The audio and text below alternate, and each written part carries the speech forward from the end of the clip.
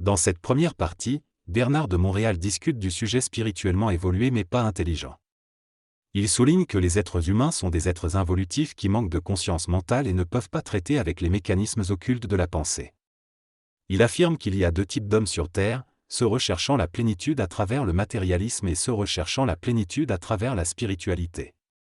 Cependant, selon lui, ni l'un ni l'autre ne suffisent. La vie matérielle est simplement compensée par la vie spirituelle, qui fait partie de la conscience astrale. Il affirme que la spiritualité ne peut pas rendre l'homme intelligent, car elle ne fait pas partie de la conscience mentale. Il soutient que la spiritualité fait certes partie de l'évolution de l'homme, mais ce n'est pas la finalité de son développement personnel. Il souligne le danger pour ceux qui se tournent vers la recherche spirituelle et mettent de côté le matérialisme, car ils risquent d'être pris au dépourvu dans la recherche spirituelle. Dans ce discours, l'auteur aborde le concept de la conscience spirituelle par opposition à la conscience matérielle. Il souligne que les individus sont souvent prisonniers de la matérialité et cherchent à se libérer en se tournant vers la spiritualité. Cependant, il affirme que la conscience spirituelle, basée sur la naïveté, ne mène pas nécessairement à l'intelligence.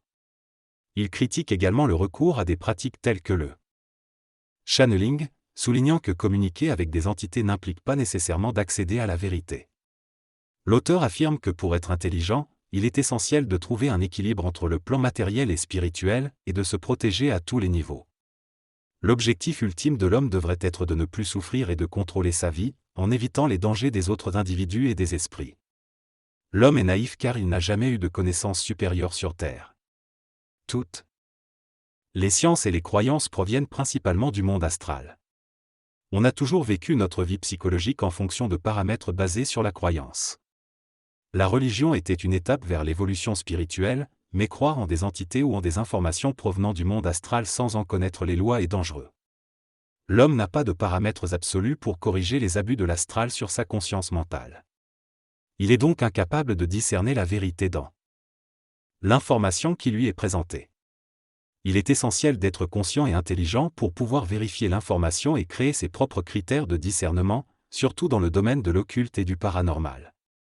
Lorsque nous entrons dans le domaine des formes astrales, nous perdons la capacité de le comprendre car nous ne sommes pas éduqués à ce sujet. Nous sommes alors soumis à la déformation de l'information et cela nous rend équivalents à des personnes ignorant complètement ce qui se passe, de la même manière que nous étions ignorants de la politique il y a des décennies. Nous avons été manipulés politiquement et littérairement pendant des décennies, voire des siècles, et maintenant cela se produit également dans le domaine astral. Cependant, cela est plus grave car nous ne pouvons pas les contrôler, ils évoluent dans un autre plan. Si l'homme ne développe pas sa conscience et ses références absolues, il sera manipulé par les êtres désincarnés dans le plan astral. Ces êtres ont déjà vécu sur le plan matériel et sont en évolution à différents niveaux. Leur mort ne les rend pas nécessairement intelligents, car ils sont régis par des lois plus vastes auxquelles ils doivent se conformer. De la même manière que nous sommes soumis aux lois de la gravité sur le plan matériel, ils sont soumis aux lois de leur monde astral. Jusqu'à ce que l'homme connaisse ces lois et puisse les confronter, il sera victime de ces entités astrales. Être intelligent signifie utiliser l'énergie de son être de manière maximale afin de ne pas être manipulé. Il est important d'être conscient de ces plans et de ne pas être naïf en pensant que toutes les entités dans le monde astral sont bienveillantes. Croire en sa propre pensée est le début de l'ignorance. Il est crucial de savoir d'où provient notre pensée, de pouvoir la mesurer, la vérifier et en être maître. Si nous ne faisons que rebondir sur les réflexions de notre esprit sans en prendre conscience, nous vivons la pensée. De la même manière que l'homme ignorant depuis des siècles. La pensée est un mécanisme de transmission d'informations provenant de plans élevés, mais elle se dissout et se subjectivise lorsqu'elle entre dans la conscience de l'homme incarné dans la matière. Lorsque l'homme sortira de sa naïveté et prendra conscience des lois mentales, il pourra développer une conscience absolue et maîtriser sa pensée. Dans cet extrait de conversation, Bernard de Montréal, Boulevard M, explique qu'il ne faut pas nécessairement croire tout ce que dit une entité provenant d'un autre plan. Il conseille de se protéger de sa propre pensée si elle engendre de la souffrance. Par exemple, si l'on est jaloux envers sa partenaire, il est important de vérifier les faits avant de prendre une décision ou de souffrir inutilement. Il recommande de poser des actes concrets pour régler les problèmes, afin d'éviter la souffrance liée aux pensées trompeuses. BDM affirme également que pour comprendre les vibrations et Éviter la souffrance, il faut avoir une prise de conscience et être attentif aux manipulations dont on peut être victime. Il soutient qu'il est essentiel d'avoir le feu au cul, c'est-à-dire une forte motivation pour être conscient des jeux manipulatoires et se protéger efficacement. Dans cet extrait, l'orateur exprime son point de vue sur les difficultés auxquelles les personnes sont confrontées dans leur vie. Il souligne que beaucoup de gens restent coincés dans des situations difficiles pendant de nombreuses années, car ils réagissent plutôt qu'ils n'agissent pour résoudre leurs problèmes. Il met en évidence le manque de prise en charge de soi et la tendance à se laisser manipuler mentalement. Il explique que cette réaction constante peut avoir des conséquences néfastes sur la santé mentale et physique. L'orateur partage également sa propre expérience de frustration à vivre dans le système et décide de s'exiler en Haïti pour retrouver une vie plus simple et échapper aux obligations financières. Il décide de prendre des mesures pour se libérer du système en vendant ses biens. Il insiste sur l'importance de l'action et de la prise de décision pour sortir des situations difficiles. Dans la deuxième partie de l'extrait, on lui demande ce qui a provoqué sa décision soudaine de changer de vie. Il répond que c'est le feu au cul, une expression utilisée pour décrire une grande frustration et une motivation intense pour changer les choses. Il souligne que le feu au cul est une force puissante qui peut inciter les individus à prendre des mesures décisives pour améliorer leur situation. Dans cette conversation, le personnage BDM parle de l'importance de connaître les forces et les énergies qui nous entourent et de les intégrer à notre contrôle. Il affirme que le feu au cul qu'il ressent n'est pas dirigé contre les autres, mais plutôt contre ses forces. Il explique que la souffrance de l'homme vient de sa naïveté et que s'il n'était pas naïf, il ne souffrirait pas. BDM affirme être prêt à aller contre l'avis des autres et à suivre son propre chemin, affirmant que les forces occultes du mental ne dictent pas nos actions. Il indique également qu'il faut faire la corrélation entre nos pensées et ce qui se produit dans notre existence pour avoir une tête claire. BDM distingue entre les convictions et les certitudes, affirmant que les convictions sont subjectives et les certitudes sont plus propres aux personnes en développement.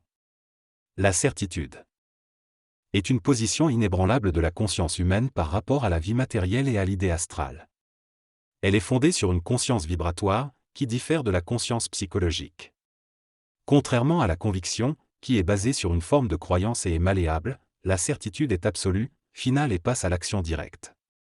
Elle peut travailler avec le temps, à court ou à long terme, et être liée à des événements concrets pour être réalisée.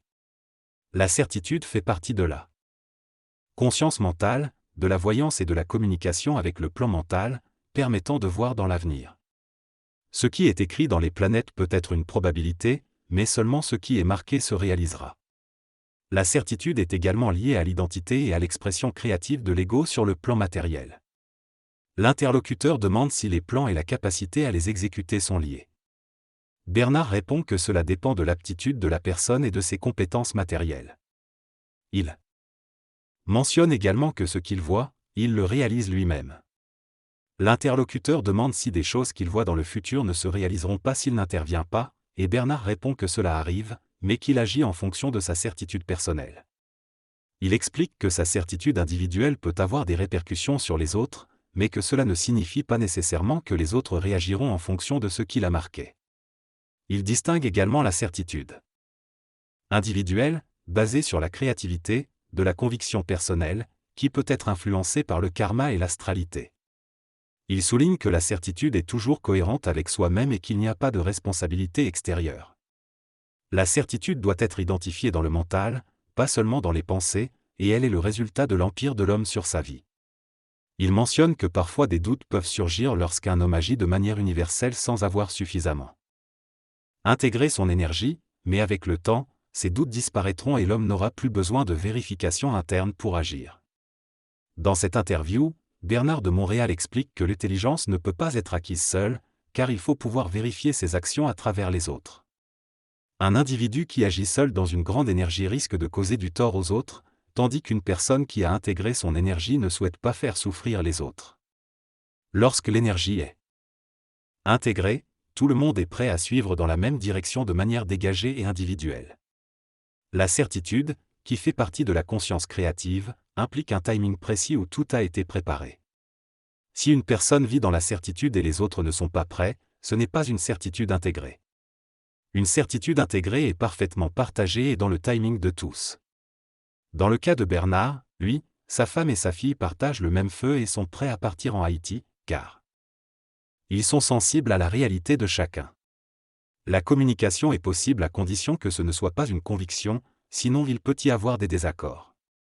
Pour arriver à la même certitude, il est nécessaire que chaque individu vive dans son esprit. Vivre dans son esprit signifie s'éloigner de la psychologie et des personnalités pour accéder aux mêmes vibrations, perceptions, données et intelligence. Il n'est pas obligatoire de partager les mêmes cadres de référence matérielles ou sociales. Pour vivre cette communion d'esprit, il faut plutôt souffrir de la même confusion dans un événement de vie afin d'être conscient de cette situation et agir en solidarité. Dans une conscience créative, il n'y a pas de leadership mais plutôt une mise en action dirigée par celui qui souffre le plus et est en vibration avec la certitude. La complicité est différente de l'harmonie, car elle implique une prise de position avantageuse pour l'autre, tandis que l'harmonie est une reconnaissance et une infusion mutuelle dans l'esprit. Dans cette conversation, Bernard de Montréal, Boulevard M, explique que l'harmonie véritable se manifeste lorsque l'esprit est intégré à la personne, sans être influencé par des facteurs extérieurs. Il affirme que cette harmonie ne dépend pas de la complicité psychologique, mais plutôt de la conscience de l'esprit. BDM souligne que l'harmonie occulte est caractérisée par le fait qu'elle n'affecte jamais le niveau d'énergie de l'autre personne, même si celui-ci est moins accentué. Il ajoute également que l'esprit est si et non ennuyeux, et lorsque l'on est connecté à son esprit, on ne peut pas être ennuyeux. Il explique que l'harmonie dans le sens qu'il décrit est la dépersonnalisation totale du moi, où l'on vit au niveau de l'esprit plutôt qu'au niveau de la personnalité. Cependant, il souligne que l'harmonie avec tout le monde est impossible en raison des différents karmas des individus. Il explique que la famille est essentielle car c'est là que l'on peut trouver une harmonie profonde et nucléaire avec nos proches. Il précise que les personnes qui cherchent l'harmonie sociale en dehors de la famille font une erreur, car la famille est irremplaçable. BDM conclut en disant que les âmes se rencontreront tôt ou tard et que l'harmonie avec d'autres personnes en dehors de la famille est possible mais graduelle. Dans cet extrait, Bernard de Montréal explique que les relations harmonieuses et intimes sont limitées à un petit nombre de personnes. Il affirme qu'il est impossible de se connecter profondément avec une multitude d'individus, car l'énergie est hiérarchisée. On peut avoir cette intimité avec sa famille et éventuellement avec quelques personnes à l'extérieur, mais il faut respecter les limites karmiques des individus et les laisser évoluer. Bernard de Montréal explique également qu'être psychiquement exigeant signifie ne plus pouvoir supporter une opposition psychique lorsque l'on est dans un état de conscience plus élevé. Il mentionne que la souffrance dans ce cas est immense car elle affecte tous les chakras et peut ruiner une journée ou plus. Il donne l'exemple de sa relation avec sa fille pour illustrer le fait que lorsque l'enfant est dans son identité et sa conscience réelle, il ne peut pas y avoir d'opposition psychique, car l'enfant aurait la capacité de mettre en échec l'esprit de son parent. Pour commencer à vivre pleinement le moment présent, la personne dans l'extrait sait qu'elle est prête. Elle parvient à dire c'est assez là, ou ce ou signifie qu'elle a trouvé son identité et qu'elle est prête à avancer, grâce aux outils qui lui ont été donnés. À ce stade, toute opposition psychique a disparu. Le dialogue se termine avec un remerciement de l'animateur et une promesse de se revoir pour la suite.